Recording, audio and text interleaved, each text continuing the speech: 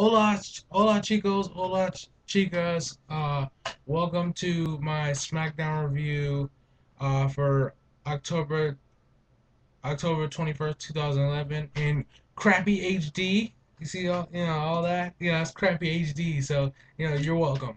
Uh, but we're just gonna get right into it. SmackDown started with Raw's excellent WWE champion, the great, the Mexican aristocrat, the essence of excellence, the man himself, Alberto Del Rio, and he talks about how this past Monday how he was hit with steel stairs uh, by John Cena, and how John Cena won a last man standing match for which is now tomorrow night at Vengeance for the WWE Championship match between the two of them. And Alberto Del Rio says, "Fine, I'm gonna make John Cena pay Sunday, and I'm gonna beat him down, and I'm gonna win and retain my WWE Championship." And then he also says he's supposed to compete on SmackDown, but considering after what Cena did to him, he can't compete. He's not medically cleared. But then Theodore Long came out and said, "No, Del Rio, you are medically cleared, and you will take on the Big Show later on tonight." So that match was made: Big Show versus Del Rio, 1-on-1. And then after that, it was Mark Henry versus John Morrison, and I guess you can call it a rematch from Monday night, even though Monday night was a tag team match. This was a one-on-one match. But the result stayed the same. Mark Henry dominated John Morrison again. And as soon as John Morrison started picking momentum, started to you know get over the world's strongest man, Mark Henry, he was shot down by the world's strongest man. World's strongest slam to John Morrison. One, two, three. It's all over, and John Morrison loses again, and Mark Henry rolls on to vengeance. Then Christian and Vicky Guerrero are in Teddy Long's office, and Christian has that same old saying, "I just want one more match." How do you say one more match in Mexican? Uno más. Whatever. But then Theodore Long comes in asking why are you guys in my office, and he tells Christian, "Yes, you will get one more match Sunday night against Sheamus." So another rematch between those two at Vengeance. So that should be a good match, considering if Christian doesn't run away again.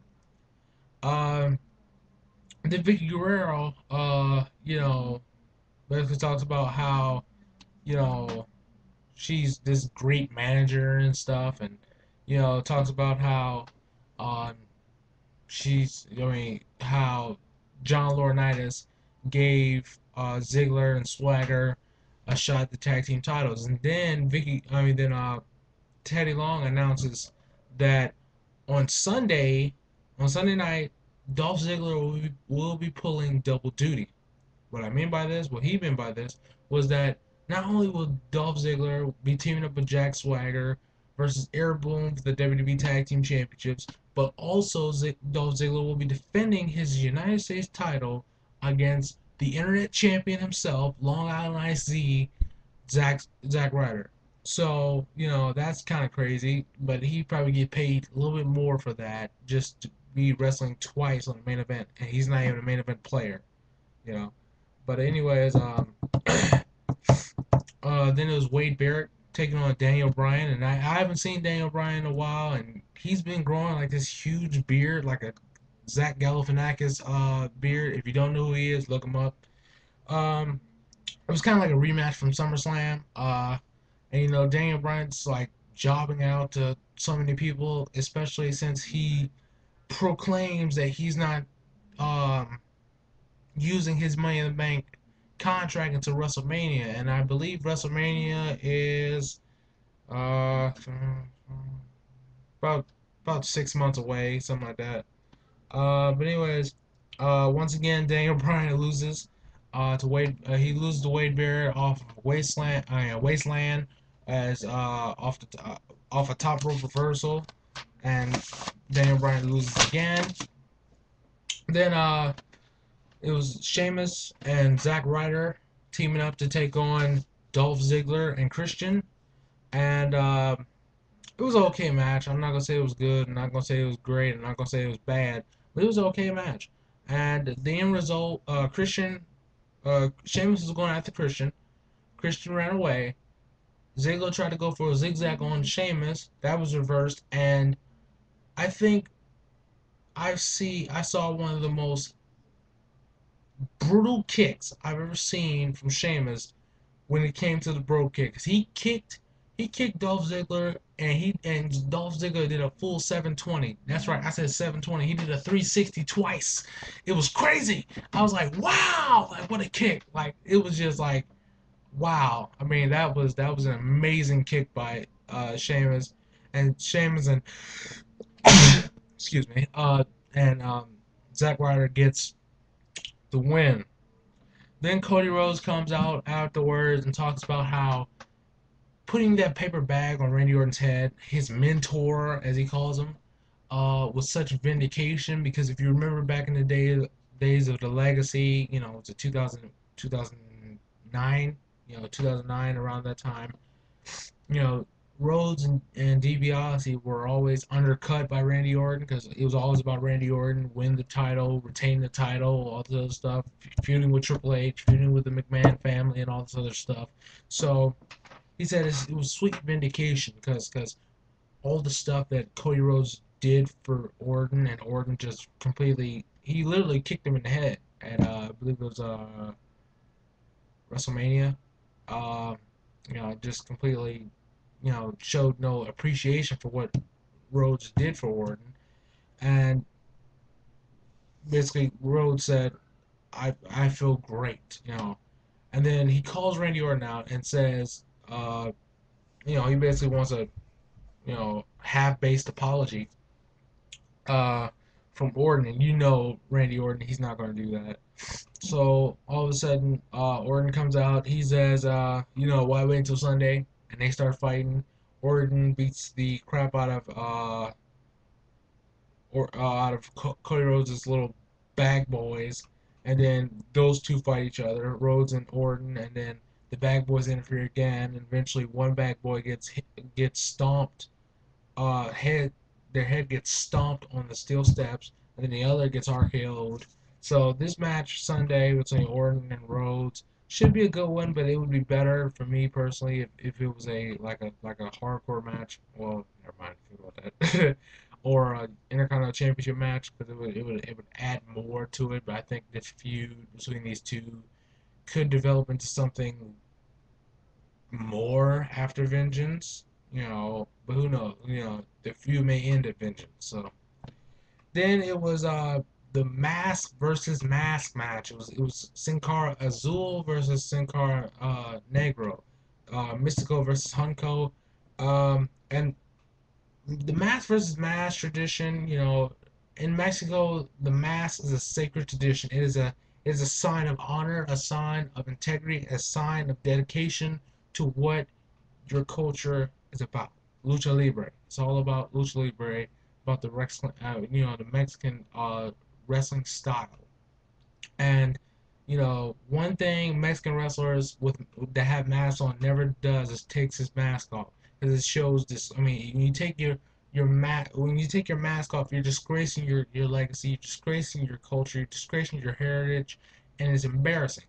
But anyways, these two Sin Caras went one on one, and Sin Cara Azul beat Sin Cara Negro. It was a good match. It might have been a little bit better than Hell in a Cell's match between the two of them. But anyways, these two men fought, and then Sin Cara Azul beat Sin Cara Negro by doing a Hurricane Rana, and then uh, like countering that. I mean, like not countering that. Reiterating that into changing that into an armbar, making the Black Sin Cara tap out. And after the match, Sin Cara Negro didn't want to take his mask off. They fight again afterwards, and eventually Sin Cara Azul pulls the mask off Sin Cara Negro. And line of the night was Booker T. He was like, he should have kept that mask on because he's ugly as hell. I can see why he had the mask on because he's ugly as hell. And I was laughing my butt off. Like, really, it was hilarious. And then after that, the Divas of Doom come out and talk about how, you know, they're sick of these Barbie dolls, and they talk about their little Twitter argument they had over the past few days with Eve and Kelly on Twitter. Um, and then Eve comes out and talks about I'm not a Barbie doll, and and I'll show you Sunday that I'm not a Barbie doll. And then Eve pushes Beth Phoenix, and Beth Phoenix thought something came out after she was pushed. Everybody did see her underwear. Let's be honest. Guys out there, let's be honest. You did see her underwear, and they were good. But yeah, she pushed Beth Phoenix and ran out like the Barbie that she is. And I hope Sunday Beth Phoenix beats the crap out of Eve and retains the championship. And then the Big Show versus Alberto Del Rio. But first, I did not know the Big Show had lost so much weight. He's down to 397. That is amazing.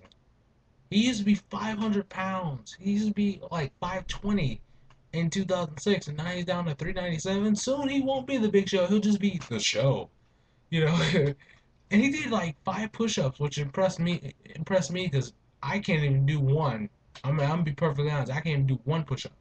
Anyways, Big Show versus Bro Del Rio. Um, Big Show dominated most of the match against Del Rio, and but Del Rio eventually broke down the Big Show. Took down Big Show by the arm, and kept injuring his left arm.